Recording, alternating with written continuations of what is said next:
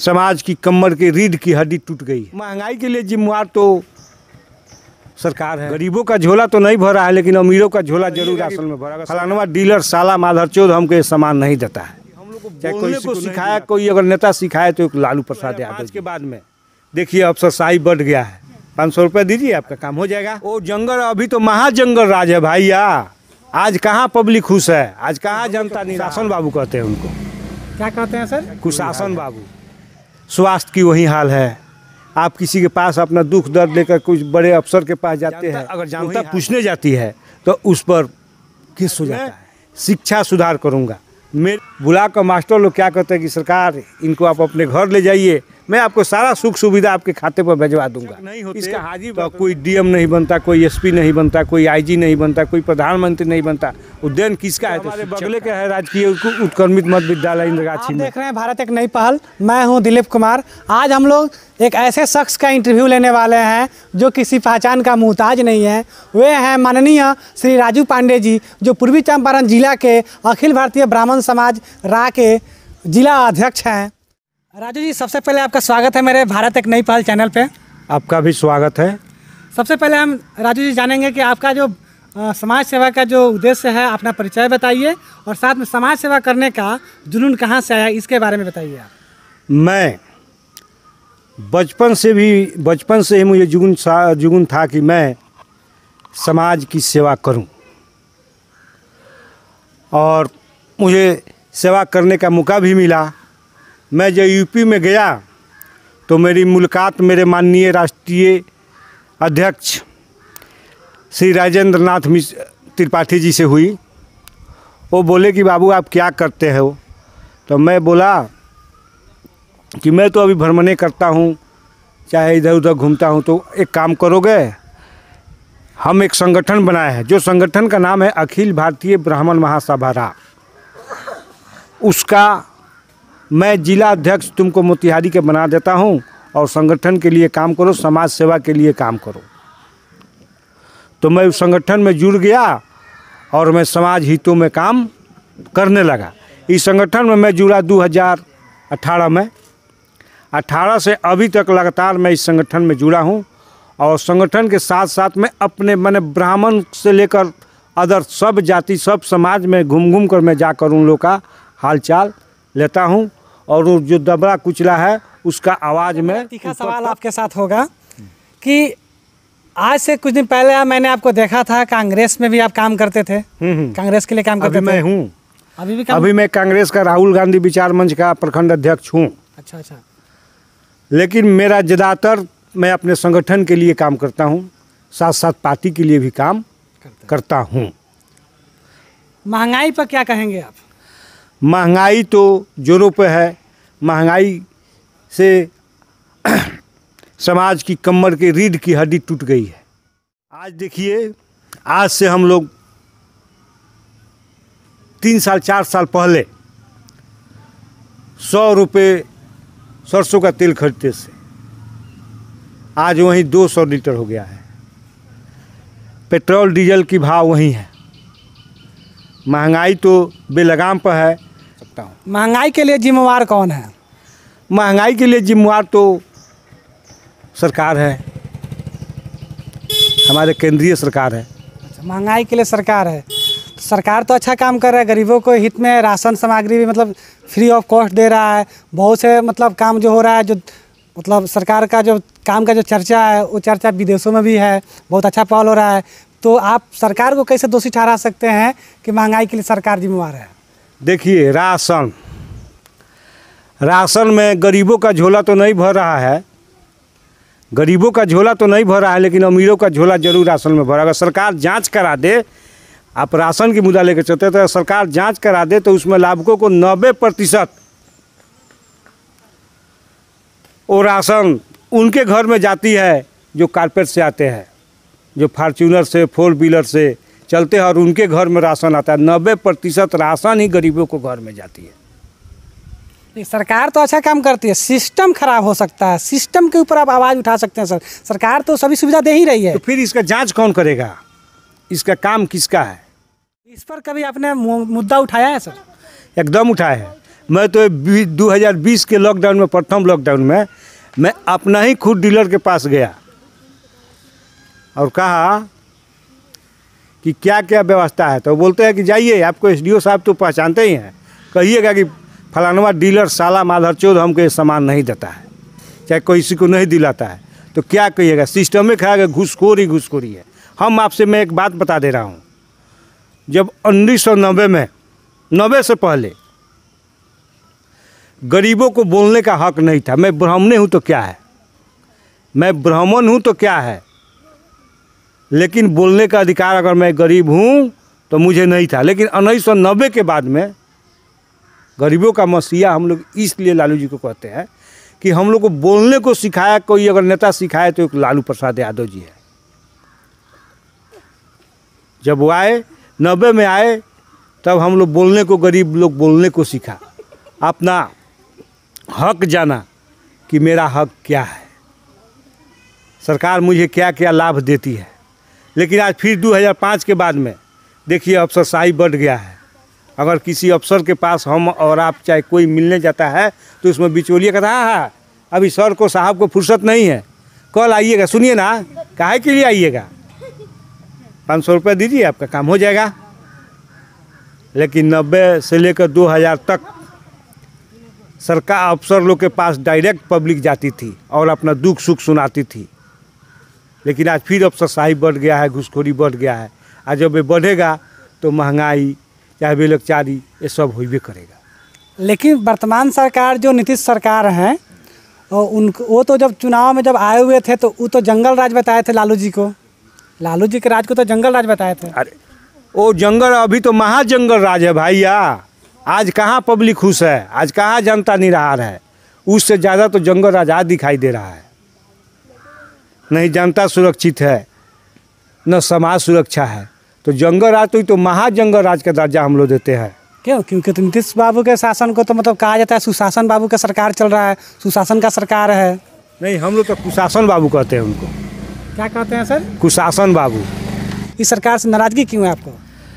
नाराजगी क्या है, सब मैं देखता हूँ समाज को। आज देखिए कहीं बेलगाम पे भी ऐसा कोई बात नहीं है कि एक ख़त्म हो गया है, ख़त्म तो हुआ ही नहीं है। देखिए शिक्षा की वही हाल है, स्वास्थ्य की वही हाल है।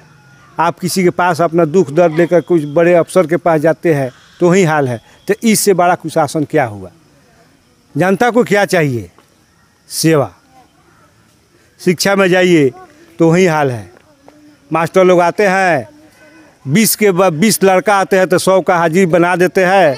अपना काम मेमू में करके उसके बाद में पर चढ़ा कर मोबाइल पर, हेलो, हाँ क्या हाल है मैडम जी, ठीक है क्या हाल है, तो यह अच्छा है, ठीक है, बच्चा कहीं भाड़ में जाए।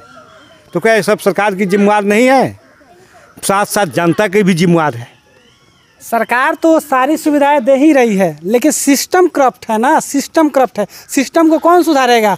हम और आप मिलकर सुधारेंगे ना, जनता मिलकर सुधारेगी ना। तो जनता आज तक कभी कोई पूछती है किसी से? जनता, अगर जनता पूछने जाती है तो उस पर केस हो जाता है, उस पर मुद्दा हो जाती है। वो एथी होता है, हमारे एथी से ये आए थे रसोईया में जहर डालने, लिखो लिखो लिखो। अकेला मुद्दा मत उठाइए, अकेला मुद्दा मत उठाइए ना, अकेला मत जाइए ना। तो वहीं तो मैं समाज की पहल को लेकर मैं चलता हूँ। समाज सेवा ही सबसे बड़ा सेवा। देखिए मैं गत 2021 में मेरी पत्नी पश्चिमी मधुबनी पंचायत से सरपंच प्रत्याशी थी। मैं जिसके दरवाजे पर जाता था तो मेरा सोच था कि मैं सबसे पहले अपने पंचायत में शिक्षा सुधार करूँगा। मेरे वार्ड में, तेरे वार्ड में 13 स्कूल है, मैं 13 स्कूल में रोज़ जाऊँगा और देखूंगा। इसके लिए मुझे मास्टर लोग की पैर पकड़ना क्यों न पड़ जाए। मेरा मुद्दा यही था कि मैं शिक्षा का सुधार करूंगा। मैं अपने पंचायत की बच्चा को कोई प्राइवेट स्कूल में पढ़ने नहीं जाने दूंगा। लेकिन जनता को मेरी बात स्वीकार नहीं हुई। मैं हार का सामना स्वीकार, यानी हार का सामना करना पड़ा। हाँ। ये तो सबसे अच्छी पहल है कि आपने ठाना था क्या कि हम मतलब अपने पंचायत वासियों के प्रत्येक दुख दर्द का सामना अपने स्तर से जो हो पाएगा हम कर पाएंगे। और आप विद्यालय में जाकर के स्कूल का निरीक्षण करेंगे। हो सकता है कि आप किसी शिक्षक का पैर ही पढ़ना पड़े तो हम पैर पढ़ेंगे, लेकिन बच्चों का भविष्य बचा लीजिए आप। कहने का मतलब यही था आपका। हमारे भारत एक नई पहल के चैनल के माध्यम से हम यही अपील करना चाहेंगे सरकारी स्कूल के शिक्षकों को कि आप मतलब कम से कम बच्चों के भविष्य के साथ खिलवाड़ ना करें। हम यही कहना चाहेंगे, यदि आप अच्छे शिक्षक हैं, पढ़ाते हैं, तो मैं आपको नमन करता हूं। यदि आप शिक्षक अच्छे नहीं हैं, पढ़ाते नहीं हैं, तो मैं आपके साथ विरोध में खड़ा रहूँगा, आपके विपक्ष में खड़ा रहूँगा। शिक्षा अगर सुधर जाएगी तो समाज मेरा सुधर जाएगा। मैं आपसे कुछ दिन गत दिनों का मैं बात बता रहा हूँ। मैं एक विद्यालय में गया, वहाँ देखा कि बच्चा सब पढ़ रहा है। तब तक एक लड़की, कोई बच्चा का वहाँ मेनू खाना नहीं बन रहा था, तो बच्चा है वो तो खाना लंच लेबे करे, भूख लगेगा तो लंच लाएगा, तो एक लड़का उसमें से निकाल कर खा लिया। तो उसको अभिभावक को बुला कर मास्टर लोग क्या कहते हैं कि सरकार इनको आप अपने घर ले जाइए, मैं आपको सारा सुख सुविधा आपके खाते पर भिजवा दूंगा, इसका हाजिर बन। तो मैं चुप रह गया। मैं पूछा क्यों जी? का बच्चा आपसे नहीं सुधर सकता है? एक गुरु, माने गुरु में वैसा दम है कि वो बच्चा को क्या से क्या बना सकते हैं। माने अगर शिक्षक नहीं होते तो कोई डीएम नहीं बनता, कोई एसपी नहीं बनता, कोई आईजी नहीं बनता, कोई प्रधानमंत्री नहीं बनता। उद्देन किसका है? तो शिक्षक का है। भारत में चाहे कहीं भी जो शिक्षक का जो कुर्सी, जो उपाधि मिला है, वो किसी को नहीं मिला है। अगर यहाँ पर हम लोग भी यहाँ पे बैठे हुए हैं और कोई हमारे शिक्षक लोग, महोदय जी लोग चला है, तो सबसे पहले उठकर मैं उनको नमन करूँगा, प्रणाम करूँगा, क्या ये सर बैठिए। गुरु होते हैं, गुरु होते हैं। और गुरु का जो दर्जा है समाज में बहुत ऐसा हो जाए, समाज को न सुधारे, वो सिर्फ अपना पैसा ही देखे कि अपना पॉकेट ही कैसा बढ़ जाए, तो समाज कैसे सुधरेगा? बच्चा नहीं सुधरेगा तो हमारा देश अंधकार में जाएगा। अभी सर जो आपने घटना बताया है, मैं चाहूँगा कि आप मेरे भारत एक नई पहल के दर्शकों के सामने उस विद्यालय का नाम जागरूक करें। किस विद्यालय की घटना बताएं आप? ये तो हमारे बगले के है, राजकीय उत्क्रमित मध्य विद्यालय इंद्रगाछी में। अच्छा, राजकीय उत्क्रमित मध्य विद्यालय इंद्रगाछी में किस शिक्षक के द्वारा ये आरोप लगाया गया सर? वहाँ पे 2 शिक्षक थे, एक मैम थी और एक सर थे। मैम का नाम क्या हुआ सर? सर मैम का नाम मैं जानना चाहूँगा। आप कम से कम मैम का नाम बताइए और सर का नाम बताइए। कम से कम मैम का नाम नहीं जानते हैं सर का नाम तो जरूर जानते हैं। ना, मैं नहीं जानता। पहचानते तो हैं सर? हाँ, पहचानते हैं, नाम नहीं जानते। मैं यही सरकार से यही आग्रह करता हूँ, सबसे पहले 10 जोड़कर मैं प्रार्थना करता हूँ कि मेमू पर ध्यान दें। कभी मिड डे मील के बारे में जानकारी ली है सर? लेते हैं। मान लीजिए कि बच्चा जाते हैं, अगर 50 बच्चा जाते हैं तो 250 की हाजिर बनती है, 200 तो पॉकेट में जाता है। खाना की वही हाल रहता है। हम बहुत से मतलब गार्जियन को ऐसे भी देखे हैं कि वो अपने बच्चे का एडमिशन मतलब विद्यालय में करा दिए हैं और बच्चा को खुद वो नहीं भेजते हैं, तो उसमें शिक्षक का क्या गलती है? तो देखिए, अगर शिक्षा सुधार, देखिए हम अब आपसे बात मैं बता दे रहा हूँ, हाल फिलहाल में दिल्ली में वहाँ के मुख्यमंत्री जी ऐलान किए कि मंत्री का बेटा हो या विधायक का बेटा हो या डीएम का बेटा हो, वो कोई बच्चा प्राइवेट स्कूल में नहीं पढ़ेगा, सरकारी में पढ़ेगा। तो फिर अगर सरकार की ध्यान जब वहाँ आकर्षित होगी कि नहीं, विद्यालय, सरकारी विद्यालय में हमारा बच्चा जाए, वहाँ की शिक्षा, अगर डीएम की बच्चा कोई सरकारी स्कूल में जाए पढ़ने लगे तो सर जी लोग ऑटोमेटिक डरा कर पढ़ाएंगे, तो डीएम के साथ साथ 100 बच्चे का तो भविष्य उज्जवल होगा। अभी तो हम लोग का भी होश आवास नहीं था।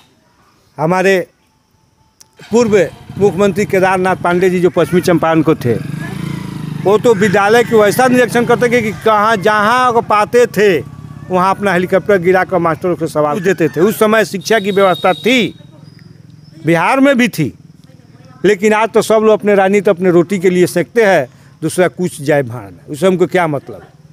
जब वोट का समय आया था, हाँ मैं एक कर दूंगा, वो कर दूंगा, जब वोट बूट गया तो हमारा तो खाया पिया बीघा पता, हमारा तुम्हारा क्या नाता, वही है। कोई उसके बाद में जनता कोई हाल चाल नहीं पूछने आता है। बेरोजगारी पर क्या कहेंगे सर? बेरोजगार तो बेलगाम है। बेरोजगारी पर मैं क्या कहूँ, आप और हम तो सब देख रहे हैं, युवा सब लोग भटक रहे हैं। जैसे अग्निय पथ योजना, तो इसी बेरोजगारी को दूर करने के लिए तो हमारे माननीय वर्तमान का केंद्रीय सरकार जो है वो क्या कही है, अग्निपथ की योजना लाई है, जिसके तहत अपने बहुत से युवा साथियों को अग्निपथ योजना के माध्यम से अग्निवीर बनने का मौका मिलेगा, जो देश की सेवा कर सकते हैं। देखिए, अग्निवीर योजना जो है खास करके युवाओं को भटकाया जा रहा है, युवाओं को उसमें भटकाया जा रहा है। माने इसके पहले ये भी मान लीजिए कि ठीक है, सेना की नौकरी अग्निवीर 4 साल के लिए स्थापना किया जाता है, तो उस तरफ शिक्षक को सबसे पहले तो शिक्षक को तो करना चाहिए 4 साल की नौकरी। उसको 7 साल क्यों दिया जा रहा है? कि उसको 4 साल में डर रहेगा तो वो अच्छा से पढ़ाएगा कि हमारा परमानेंट हो जाएगा।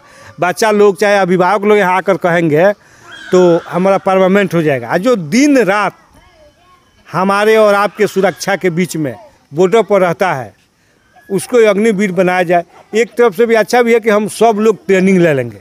यानी सर आपने बोला क्या कि अग्निपथ योजना के तहत जैसे युवाओं को सेना में भर्ती करने के लिए अग्निवीर बनाया जा रहा है, उसी प्रकार से सरकारी विद्यालयों में भी शिक्षकों को पढ़ाने के लिए शिक्षक वीर बनाया जाए। हाँ हाँ हाँ, जो उनका भी कार्यकाल 4 साल के लिए ही रखा 4 साल अगर अच्छा हो तो उसको फिर परमानेंट कर दिया जाएगा। अच्छा, यानी जो गुरुजी पढ़ाएंगे उनको रखा जाए, जो नहीं पढ़ाएंगे उनको 4 साल के बाद में हटा दिया जाए। उन लोगों को 23 लाख कहा, उन लोगों को तो 200 लाख दिया जाएगा तो 4 साल के लिए रह जाएंगे। इसलिए उनको तो बैठना है। 23 लाख तो टाल हो गया। अग्निवीर योजना से युवाओं को इसमें भरमाया जा रहा है। कहाँ उसका अभी तक वैकेंसी आई है? आप देखे हैं कहीं? क्यों, फॉर्म तो बहुत पड़ रहा है। पड़ा है? हाँ, फॉर्म पड़ रहा है। अग्निपथ योजना के तहत फॉर्म बहुत पड़ रहा है। बहुत से युवा विरोध भी कर रहे हैं, बहुत से युवा मतलब उसमें भाग भी ले रहे हैं। मैं चाहूँगा कि भारत एक नई पहल के दर्शकों को चलते चलते अंतिम क्षण में क्या संदेश देना चाहेंगे सर? मैं सबसे पहले भारत एक पहल को मैं इसको तहे दिल से बधाई दे रहा हूँ। और इस चैनल को ज़्यादा से ज़्यादा सब्सक्राइब कीजिए, लाइक कीजिए, कमेंट कीजिए। और मेरा भी चलते चलते यही रिक्वेस्ट है, मैं पूरा भारतवासियों को से मैं प्रार्थना कर रहा हूँ कि अपना बच्चा को सरकारी स्कूल में भेजे, विद्यालय में ध्यान दे, अपना जाकर अपने हाथ से मुहिम देखे और बच्चे को भविष्य के लिए वहाँ से गुरुजी लोग को कामना करे। जय हिंद, जय भारत, जय परशुराम। बहुत बहुत धन्यवाद राजू जी आपको मेरे भारत एक नई पहल के साथ इंटरव्यू देने के लिए।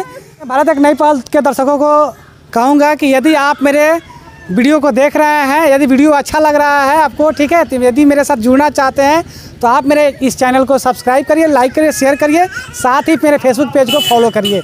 जय हिंद, जय भारत, जय बिहार।